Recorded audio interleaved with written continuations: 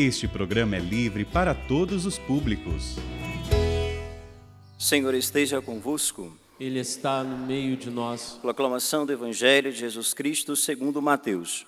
Glória a vós, Senhor. Naquele tempo, disse Jesus às multidões: Com quem vou comparar esta geração? São como crianças sentadas nas praças que gritam para os colegas dizendo: Tocamos flautas e vós não dançastes. Entoamos lamentações e vós não batestes no peito. Veio João, que não come nem bebe, e dizem: Ele está com o demônio. Veio o Filho do Homem, que come e bebe, e dizem: É um comilão e beberrão, amigo dos cobradores de impostos e pecadores. Mas a sabedoria foi reconhecida com base em suas obras. Palavra da salvação. Glória a vós, Senhor. Caríssimos filhos e filhas da igreja, nesta sexta-feira, da segunda semana, do Advento, nosso Senhor nos fala de caminhos necessários para que cada um de nós possamos trilhar, caminhos seguros que eu devo trilhar e que você deve trilhar para que chegamos um dia, eu e você, na glória definitiva. Queridos irmãos, o Senhor hoje nos fala de relatos de gerações que são amargas, de gerações que têm corações duros, de gerações como a minha geração e as gerações que talvez os seus pais viveram, os nossos bisavós viveram, as gerações que antecederam a nossa geração.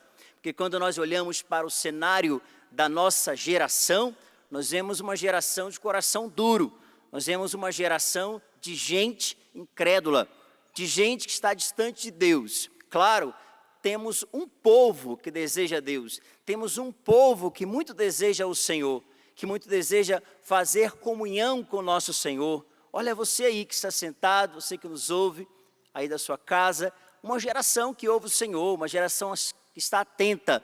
Mas se olharmos para a janela, veremos um tanto mais de uma geração, de gente longe de Deus, de uma geração ainda incrédula, de uma geração ainda com coração duro. E nós estamos aqui para profetizar para esta geração que Jesus é o Senhor. Nós estamos aqui para dizer para esta geração que Jesus é o único caminho para que a vida tome um sentido. Aliás, não é qualquer vida. Nosso Senhor no Evangelho disse que Ele veio nos trazer vida em abundância. Abundância.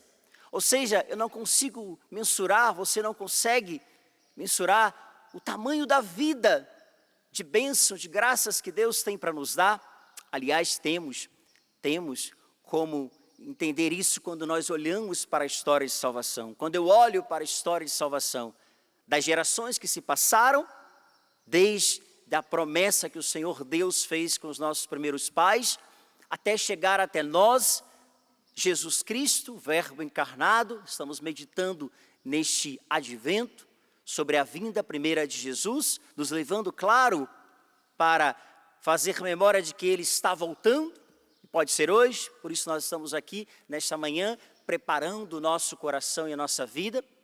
Queridos irmãos, o Senhor hoje diz que essa geração é como crianças, que ouvem o barulho do som. Olha, vamos tocar agora uma música de alegria, mas essas crianças não dançam a música alegre. Vamos agora tocar uma música fúnebre, uma música para o choro. Mas elas também não choram. Estamos falando de um povo, de uma geração, os fariseus, estamos falando de gente que ouve, mas nem se alegra, nem faz questão do luto, do choro. Por quê? Porque, de verdade, irmãos, se tratam de crianças, de pessoas pirracentas. Nós queremos do nosso jeito, nós queremos do jeito humano, mas não é do jeito humano, é do jeito espiritual, é do jeito que se trata a vida de mortificação. Por isso, a palavra continua dizendo, olha, veio João. Quem era João? João era aquele moço que se vestia com roupas estranhas, que comia coisas estranhas. Lembra de João? João Batista, grande profeta. Ele, o jeito rústico, o jeito austero de se viver, de fazer penitência. E disseram para ele, esse aí está com um demônio. Isso aí tem um demônio no corpo dele, porque ele age de uma forma contrária a que nós fomos acostumados, a que nós recebemos dos nossos antepassados. Não é bem um profeta não, viu? Mas estava lá João, profetizando com a vida. Estava lá João profetizando com a sua vida austera, radical. Como dizia no último domingo, o machado já está na raiz. E aquele que não der frutos, o Senhor cortará e nos levará ao fogo. O fogo da eternidade para aqueles que não derem frutos, para aqueles que não se esforçam, para aqueles que não fazem nada para se esforçarem assim, para estar um dia na mansão celestial. E daí a palavra continua dizendo que eu preciso e você precisa, nesta manhã, não tardar a vontade de Deus. Não tarde, não seja como estas crianças que tardam a vontade de Deus, não seja como uma geração aí fora que tardam a vontade de Deus. Não, irmãos. Você já ouviu muitas vezes, por palavras de tantos profetas, que a nossa história de salvação, que a história de salvação da minha casa não pode ser tardada, porque o Senhor tem pressa em nos salvar, o Senhor tem pressa em salvar você. Por isso não tarde a sua confissão, não só porque estamos no advento, e aí nós temos esta realidade tão bonita de se aproximar de nosso Senhor na confissão. Não tarde ela, por favor. Mas não só viva assim, não tarde a sua confissão, nunca. Sempre que você se sentir sem pecado, procure um sacerdote, limpe o seu coração. Não tarde a vinda de Jesus sobre a sua história, não tarde a vinda de Jesus sobre o seu coração, não tarde em deixar o pecado. Façamos uma prece hoje.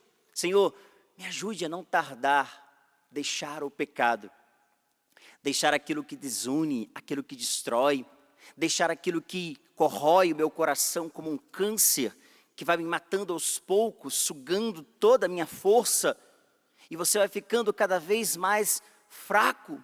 Não tarde, porque a palavra de Deus hoje diz que é preciso que eu tenha pressa, que você tenha pressa em acreditar. Não seja como uma geração que mesmo olhando para os frutos da pessoa de Jesus Cristo, a palavra encarnada, o Filho unigênito de Deus, olhe para aquilo que o próprio Senhor tem dito ao meu e seu coração, mas a sabedoria foi reconhecida com base em suas obras. Então olhemos para as obras do Senhor. Se o que te faz não crer é não ver nada ao seu redor, porque tem gente que para crer precisa ver alguma coisa, como que isso fosse necessário, porque o que seja necessário, ao que nos parece, segundo a doutrina católica, é entender que Ele é Deus, e que Ele é o nosso amigo, que Ele veio até nós. Se recebemos os consolos de Deus, bendito seja Deus, e recebemos os seus consolos, e as suas alegrias participemos, mas não espere só isso, continue acreditando no Senhor. As obras do Senhor foram feitas para que nós pudéssemos acreditar, como nós vemos nas Sagradas Escrituras, as inúmeras provas de amor de um Deus Pai, de um Deus Filho, de um Deus Espírito Santo, que age em nós por meio, por exemplo, dessa liturgia, pela força do Espírito. Mas hoje o Senhor está dizendo para nós que é preciso que eu volte o meu coração, é preciso que você volte a sua vida para o libertador da sua vida. A primeira leitura diz que o Senhor é Deus e Ele nos ensina coisas úteis. Te conduz, diz Ele, pelo caminho que andas. Se tivesses observado os meus mandamentos, tua paz teria sido com muita justiça, como as ondas do mar. Inúmeras ondas do mar. Portanto, existe um segredo para que eu permaneça nessa estreita obediência à palavra de você. Observar os mandamentos de Deus, observar tudo que o nosso Deus nos ensinou. Quer que Deus intervenha na sua história, quer que Deus opere no seu coração, inclusive no pedido que você faz de ser santo nesta manhã, no pedido que você faz de viver a castidade perfeita, a obediência, no pedido que você faz de ser um bom esposo, uma boa esposa, um bom filho, no pedido que você traz agora, porque eu quero crer que todos nós, irmãos, que estamos aqui nesta manhã, trazemos o nosso coração desejo de fazer a vontade de Deus, mesmo que nos custe. Muito bem?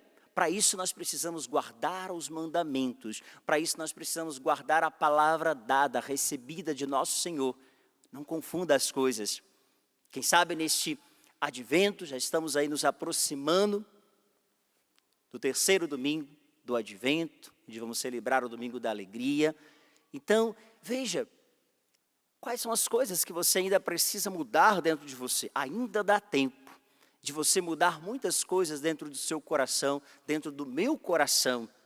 Não sejamos crianças pirracentas, não sejamos ingratos à vontade de Deus, não sejamos apenas ouvintes, mas não observantes dos mandamentos. Não, eu quero ser nesta manhã, você pode desejar também nesta manhã, ser um bom filho da igreja, observante do amor, apaixonado pelo amor de Deus, e deixar com que Ele faça a obra que Ele desejar em nós, que Ele faça a obra que Ele quiser na sua vida, como Ele quiser na sua vida.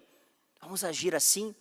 Vamos ver os pontos positivos que nos unem nesta manhã, seja na vida da igreja, seja na vida comunitária sua aí, na sua casa familiar. Procure ver nas pessoas as suas virtudes, foque nas suas virtudes. Nós que pecamos tantas vezes pelo 9º mandamento da lei de Deus, foque a sua vida em Jesus, e focando a sua vida em Jesus, procure ver as pessoas que estão ao seu redor, as suas virtudes, procure ver os seus feitos, o seu testemunho. Estamos em um caminho crescente de graça, é verdade, ainda não estamos prontos, estamos, como diz o apóstolo Paulo, em uma corrida ainda, mas vamos lá, porque estamos indo aí justamente para a metade do advento, e eu espero que nesse tempo aí já, você tenha arrumado um pouco a sua casa, arrumado um pouco a sua vida, porque o Senhor vem. Ele vem e precisa encontrar fé no coração do Padre. Eu quero que Ele encontre fé no meu coração. Precisa encontrar fé no seu coração. Eu espero que você tenha essa, como dizia Santa Teresa, essa determinação dentro de você, de viver de fé, já que o justo viverá pela fé, e vivemos pela fé. Deus abençoe o seu caminho, Deus abençoe a sua decisão, Deus abençoe esse dia de oração de sexta-feira, Deus abençoe esse tempo de penitência em que vivemos, e Deus abençoe a sua decisão de ser obediente à voz do seu amigo Jesus. Glória ao Pai, ao Filho e ao Espírito Santo. Como era no princípio, agora e sempre. Amém.